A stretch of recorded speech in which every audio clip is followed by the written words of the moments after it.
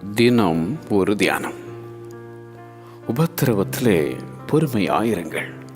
ரோமர் அதிகாரம் 12 வசனம் 12.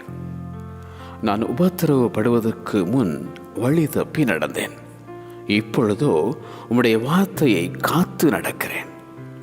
நான் உபத்திரவப்பட்டது எனக்கு நல்லது, அதனால் உமது பிரமாணங்களை கற்றுக்கொள்ளுகிறேன் என்றான் தாவீது.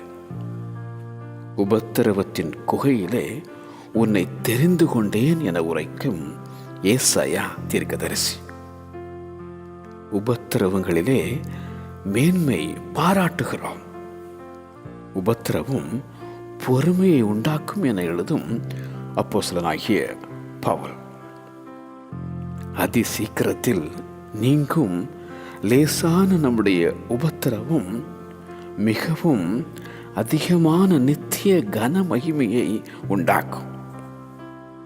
10 நாள் உபத்திரவப்படுவீர்கள், ஆகிலும் நீ மரண பரியந்தம் உண்மையாயிரு. அப்பொழுது ஜீவ கிரீடத்தை உனக்கு தருவேன் என உரைக்கும் அந்த உன்னத தேவன். உபத்திரவத்திலே பொறுமையாயிருங்கள். உபத்திரவத்திலே பொறுமையாயிருங்கள்.